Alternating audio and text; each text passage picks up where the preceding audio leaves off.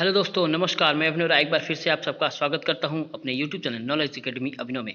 और आज हम लोग बात करेंगे वापस से टॉप 30 सीडीपी और पैडागोजी के इंपॉर्टेंट क्वेश्चंस के बारे में। और पता ही है, अब बहुत दूर नहीं रहा सब कुछ, तो जल्दी जल्दी चीज़ों को रिवाइज करना है, जल्दी जल्दी चीज़ों को समझना है। ओके, तो बहुत जल्दी से इसको भी हम लोग देखेंगे। टॉप 30 क्वेश्चन मुश्किल से 5 से 10 मिनट आपको समय देना होगा और बहुत ही इंपॉर्टेंट क्वेश्चन है, पूरा देखिएगा और क्वेश्चन समझने का प्रयास करिएगा। प्रीवियस ईयर क्वेश्चन है सीडीपी के और बेहतरीन क्वेश्चन है। ओके, तो जल्दी से जल्दी और आसान है। सबसे अच्छी बात है कि अगर थोड़ा सा आप लाइटली देख लें तो मैक्सिमम क्वेश्चन कर पाएंगे। इससे पहले मैंने बोला था कि किस तरीके से क्वेश्चन करना है, यानी पॉजिटिव नेगेटिव, वो वीडियो जरूर देखिएगा। जो भी लोग नहीं देखे हैं वापस से जाके देख लीजिए, क्योंकि उससे क्वेश्चन मैक्सिमम आप कर लेंगे। ओके, तो चलिए हम लोग स्टार्ट करते हैं समय न गवाते हुए। टॉप 30 क्वेश्चंस मुश्किल से 5 मिनट लगेगा और पूरा का पूरा वीडियो देख के आप संतुष्ट हो सकते हैं, देख सकते हैं और मे भी ये क्वेश्चंस आ भी सकते हैं। ओके, तो समय न गवाते हुए स्टार्ट करते हैं हम लोग। तो सबसे पहला है, शिक्षण और अधिगम प्रभावी हो सकता है। शिक्षण और अधिगम प्रभावी हो सकता है यदि छात्र को स्वयं करने की स्वायत्ता व नियंत्रण दिया जाए। छात्र अधिगम शिक्षक द्वारा निर्देशित व नियंत्रित हो। शिक्षक तथ्यों की व्याख्या करने में केंद्रीय भूमिका निभाए। शिक्षण अधिगम को निर्देशित करे। ओके, या देखिए ये क्या कह रहा है, शिक्षण अधिगम को निर्देशित करे, ये तो गलत चीज है। ओके, शिक्षक तथ्यों का व्याख्या करेगा यानी केंद्रित भूमिका में निभाएगा, ये भी गलत चीज है, निगेटिव वर्ड है। ओके, तो सही क्या है, छात्र को स्वयं करने की स्वायत्तता और नियंत्रण दिया जाए। क्या करना दिया जाए, छात्र को स्वयं करने की स्वायत्तता व नियंत्रण दिया जाए। ठीक है, तो छात्र जो कार्य स्वयं करते हैं वे आसानी से सीख लेते हैं और इसके लिए करके सीखने की विधि को सबसे प्रभावशाली माना गया है। याद रखिएगा, आपने पॉजिटिव वर्ड में लिखवाया भी था कि करके सीखने पे जब जोर आए तो 100% वही सही होता है। नेक्स्ट, शिक्षण प्रभावी हो जाता है यदि क्या करना होता है, कक्ष में प्रत्यक्ष अनुदेश का प्रयोग में लाया जाए। ओके, नेक्स्ट, कक्ष में शिक्षक निर्देशित विधियों का उपयोग किया जाए। दोनों शिक्षक निर्देशित विधियों एवं प्रत्यक्ष अनुदेशन काम में लिया जाए। छात्र केंद्रित अनुदेशन और अंतःक्रियात्मक विधि का उपयोग किया जाए। क्या सही है, तो याद रखिएगा वही सही चीज होता है जो अंतःक्रिया को मौका दे। मैंने जो प्लान बताया था स्पेशली कि तुक्का कैसे लगाए, कौन से नियम है, क्या पॉजिटिव नेगेटिव वर्ड है, टैग वर्ड है, जिसको आप समझते हो वो चीज़ समझ जाइए। तो अंतःक्रिया का मौका जो भी चीज़ दे वो पॉजिटिव में आता है और यही राइट आंसर है कि छात्र केंद्रित अनुदेशन और क्रियात्मक विधि का उपयोग करने दिया जाए। ओके, नेक्स्ट, एक उत्तम कक्षा कक्ष शिक्षक यानी एक उत्तम कक्षा कक्ष का शिक्षक कैसा होता है, छात्रों की प्रकृति जिज्ञासा का पोषण करता है, छात्रों को पारस्परिक संवाद के लिए प्रोत्साहित करता है, छात्रों को वास्तविक वैश्विक परिस्थिति में सम्मिलित करता है, या उपरोक्त सभी। तो याद रखिएगा ये तो सभी के सभी है, क्योंकि जिज्ञासा का पोषण करना भी जरूरी है, संवाद के लिए प्रोत्साहित करना भी जरूरी है और वैश्विक परिस्थिति का सम्मिलित करना भी बहुत जरूरी है, यानी सभी के सभी जरूरी है। ओके, यानी एक उत्तम कक्षा का शिक्षक छात्रों की जिज्ञासा शांत करता है, उन्हें अपने विचारों को व्यक्त करने के लिए पारस्परिक संवाद को प्रोत्साहित करता है और उनका वास्तविक वैश्विक परिस्थिति में सम्मिलित करता है ताकि छात्र अपने ज्ञान का व्यवहारिक स्तर पर ला सके। ओके, चलिए नेक्स्ट क्वेश्चन, सृजनात्मकता की विशेषता क्या है। बहुत ही आसान सा क्वेश्चन है। सृजनात्मकता की विशेषता क्या है, मौलिकता, लचीलापन, प्रभावशीलता या उपरोक्त सभी। ओके, अगर थोड़ा सा ध्यान दें तो सृजनात्मकता, सहनशीलता और एनसीएफ 2005 इन सब तरह के क्वेश्चन सीटेट में बहुत पूछे जाते हैं। समावेशी शिक्षा, इन सब से क्वेश्चन बहुत पूछे जाते हैं, होते बहुत आसान है। ओके, तो याद रखिएगा, तो इसमें क्या है, सभी के सभी सही हैं, सभी के सभी सही हैं। तो सृजनात्मकता के निम्न विशेषता क्या है, मौलिकता होनी चाहिए, प्रभावशीलता होनी चाहिए और लचीलापन होना चाहिए। सॉरी, यहाँ पे मिस प्रिंट हो गया है रीतापन, ठीक है, लचीलापन होना चाहिए। ओके, नेक्स्ट, सामान्यतः छात्रों में पठन पाठन की निम्न विशेषताएं होती है। सामान्यतः छात्रों में पठन पाठन की निम्न विशेषताएं होती है। कैसी विशेषताएं, अधिगम में क्रियाशीलता होती है, छात्रों में सीखने की योग्यता होती है, स्वयं क्रिया करके नवीन अनुभव द्वारा ज्ञान का निर्माण करना होता है, या उपरोक्त सभी। जाहिर सी बात है, क्रियाशीलता भी होती है, सीखने की योग्यता भी होती है और अनुभव द्वारा नवीन निर्माण करना होता है, यानी सभी के सभी सही जवाब हैं। ओके, नेक्स्ट, मनोविज्ञान शिक्षा का आधारभूत विज्ञान है। यह किसने कहा था, बड़ा आसान सा क्वेश्चन है। मनोविज्ञान शिक्षा का आधारभूत विज्ञान है, यह किसने कहा था। ओके, बीएन झा ने, स्किनर ने, डेविस ने, वुडवर्थ ने। तो किसने कहा था, स्किनर ने। किसने कहा, स्किनर ने। हिंदी अक्षरों को बालकों की किस आयु में पहचानने लगते हैं, हिंदी अक्षर को बालक किस आयु में पहचानने लगते हैं। हिंदी पैडागोजी में एक क्वेश्चन आया था ये। ओके, तो किस आयु वर्ष में या 5 वर्ष में पहचानना शुरू हो जाता है। एलेक्सिया क्या है, ये बीमारी वाले क्वेश्चंस है, जरूर पढ़ लीजिएगा। हमारे अगर आप सीटेट वाले सेगमेंट में जाएं तो इस तरह के जितने भी इस तरह के प्रॉब्लम्स वाले हैं, बीमारियों वाले वीडियो मैंने एक बनाया है, तो उसको ध्यान से देख लीजिएगा, किससे क्या क्या होता है, बहुत ज़रूरी चीज़ है। ओके, तो बताइए एलेक्सिया क्या है। एलेक्सिया पढ़ने की क्षमता है, लिखने की क्षमता, सीखने की क्षमता या सुनने की क्षमता। तो एलेक्सिया क्या है, पढ़ने की क्षमता। ओके, पियाजे के औपचारिक संक्रियात्मक अवस्था किस आयु अवधि तक मानी जाती है। औपचारिक संक्रियात्मक, याद देखिए किसकी बात कर रही है, किया जा रहा है औपचारिक संक्रियात्मक अवस्था। औपचारिक संक्रियात्मक अवस्था सबसे लास्ट अवस्था होती है। ये क्या है, 11 से 15 वर्ष की अवस्था होती है। गर्भ में बालकों को विकसित होने में कितने दिन लगते हैं, बड़ा आसान सा क्वेश्चन है। गर्भ में बालकों के में कितने दिन लगते हैं, तो 9 महीने 10 दिन। 9 महीने मतलब 30 दिन यानी 270 दिन, और प्लस 10 दिन यानी 280 दिन। ओके, विद्यार्थियों को दिए जाने वाले परामर्श को सर्वाधिक उपयोगी यह है कि विद्यार्थियों को दिए जाने वाला परामर्श की सर्वाधिक उपयोगिता यह है कि इनसे उनका ज्ञान बढ़ता है, उनका कौशल बढ़ता है, उसमें आत्मविश्वास की वृद्धि होती है, या दुनियादारी में सफल हो जाते हैं। ओके, तो राइट आंसर कौन सा है, जल्दी से बताइए राइट आंसर कौन सा है।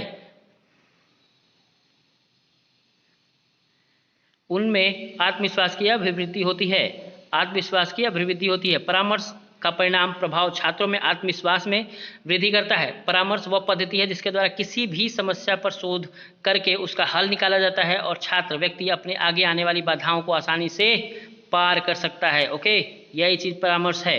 बहुग्रेड अध्यापन वह है जिसमें बहुग्रेड अध्यापन क्या है, ये क्वेश्चन मैंने 2 बार देख लिया है इसको। तो बहुग्रेड अध्यापन क्या है, एक विद्यार्थी एक ही समय में एक से अधिक कक्षाएं उत्तीर्ण कर सकता है, उसको कहते हैं। एक अध्यापक एक ही समय में एक से अधिक कक्षाओं के बच्चों को पढ़ाना पड़ता है, ये है। कक्षावार अध्यापन का कोई अर्थ नहीं होता, उपयुक्त सभी, ठीक, कोई अर्थ नहीं होता, ये तो कहीं ऐसा ही नहीं है। तो बहुग्रेड सिस्टम क्या है, तो एक अध्यापक को एक ही समय में एक से अधिक कक्षाओं को बच्चों को पढ़ाना होता है, बहुग्रेड सिस्टम भी कहलाता है, बहुकक्षा शिक्षण भी कहलाता है, याद रखिएगा। तो एक अध्यापक द्वारा एक ही कक्षा में एक ही समय में एक से अधिक कक्षाओं के बच्चों को पढ़ाना बहुग्रेड अध्यापन कहलाता है।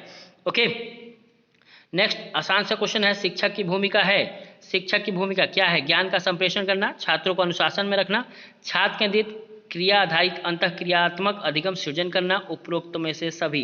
क्या सही है, तो जाहिर सी बात है, ज्ञान का संप्रेषण भी करता है, अनुशासन में भी रखता है, और अंतःक्रिया का अधिगम का सृजन भी करता है, यानी उपरोक्त सभी।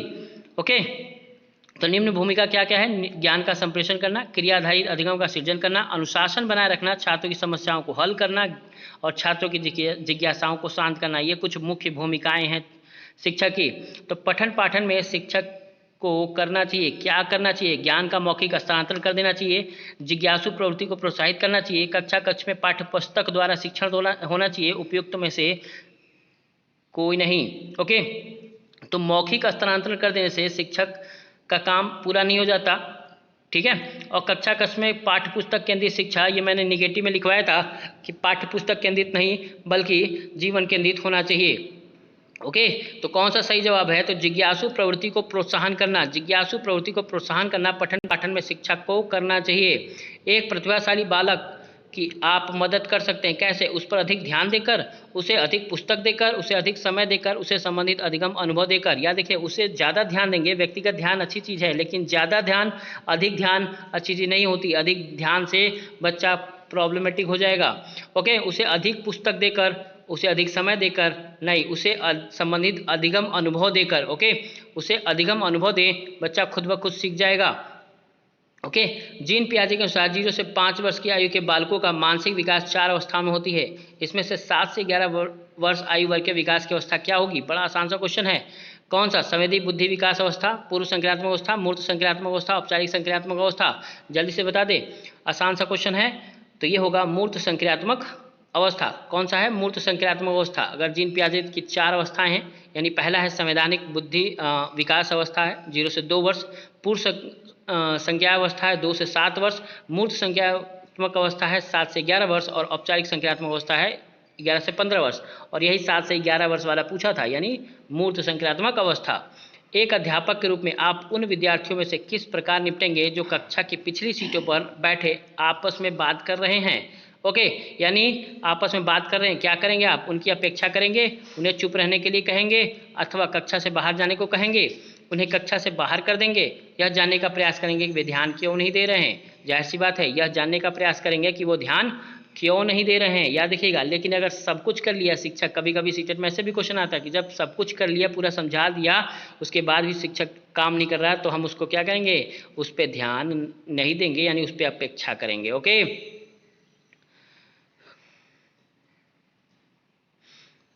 ठीक है, पूछेंगे कि वो ध्यान क्यों नहीं दे रहा है। एक बालक के व्यक्तित्व के मापन की स्वयं वस्तुनिष्ठ विधि है, सर्वाधिक वस्तुनिष्ठ विधि है, याद रखिएगा यहाँ पे सर्वाधिक वस्तुनिष्ठ विधि है, प्रक्षेपित विधि, प्रश्नावली विधि, साक्षात्कार विधि या समाज मित्ति विधि।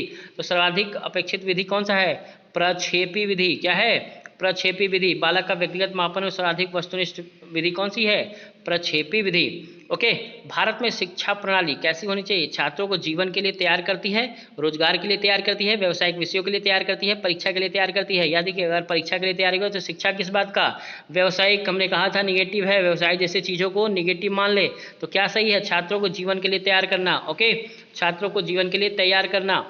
कल्पना जगत पे विचरण होता है, शैशवावस्था, किशोरावस्था, बाल्यावस्था, शैशवावस्था व किशोरावस्था।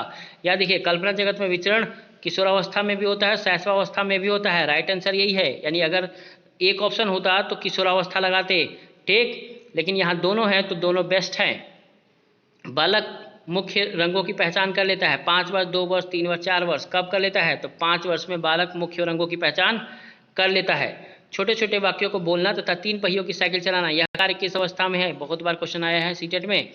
तो छोटे छोटे वाक्यों को बोलना और 3 पहियों की साइकिल चलाना कैसे है, शैशवावस्था में। बच्चा छोटा है ना, तभी तो 3 पहिया की साइकिल चलाएगा। निम्न में से किस घटना की ओर बालक सर्वप्रथम आकर्षित होता है, प्रकाश, माँ, ध्वनि, भोजन। किस घटना पर, तो प्रकाश पे। ओके, प्रकाश पे। बालक की जिज्ञासा को किया जाना चाहिए कैसा, दमन, शांत, उत्तेजित, सक्रिय। तो बालक की जिज्ञासा को करना चाहिए क्या, शांत। बिल्कुल, जिज्ञासा जितना ज़्यादा है उसको जितना ज़्यादा हम शांत कर पाएंगे तभी सही है। ओके, बालक का सामाजिक विकास प्रभावित होता है सामाजिक आर्थिक स्तर से, विद्यालय से, परिवार से या सभी से।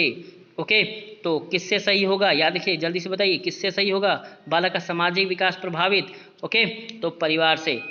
ओके, सामाजिक विकास प्रभावित होता है किससे, परिवार से। हालांकि आर्थिक स्तर से भी, विद्यालय से भी, इन सभी से मैक्सिमम चीज़ें होता है। ओके, तो परिवार से, विद्यालय से, सामाजिक स्तर से, यानी सभी के सभी सही हैं। ओके, नेक्स्ट, किशोर अवस्था में सामाजिक विकास पर जिसका प्रभाव नहीं पड़ता वह निम्न में से कौन सा है। किसका प्रभाव नहीं पड़ता भाई, रुचियों का, आवश्यकता का, सुरक्षा का, अभिवृत्ति का।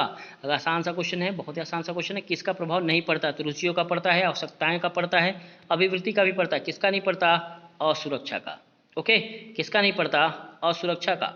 किशोरावस्था में चरित्र निर्माण में से जो अवस्था संबंधित नहीं है वह निम्न में से क्या है, परंपराओं को धारण करने की अवस्था, आधारहीन आत्मचेतना अवस्था, आधारयुक्त आत्मचेतना अवस्था या स्व केंद्रित अवस्था। तो किशोर अवस्था में चरित्र निर्माण में जो अवस्था संबंधित नहीं है वह निम्न में से क्या है, तो आधारहीन। आधारहीन कोई चीज़ ही नहीं होती, आधारहीन आत्मचेतना अवस्था ये क्या है, संबंधित नहीं है। ओके, ये क्वेश्चन आसान सा क्वेश्चन है, बताइए जल्दी से। विकास डैश से डैश की ओर बढ़ता है, सामान्य से विशिष्ट की ओर, जटिल से कठिन की ओर, विशिष्ट से सामान्य की ओर, साधारण से आसान की ओर। ठीक, तो जटिल से कठिन एक ही बात है, साधारण से आसान एक ही बात है, यानी ये दोनों तो हो ही नहीं सकते।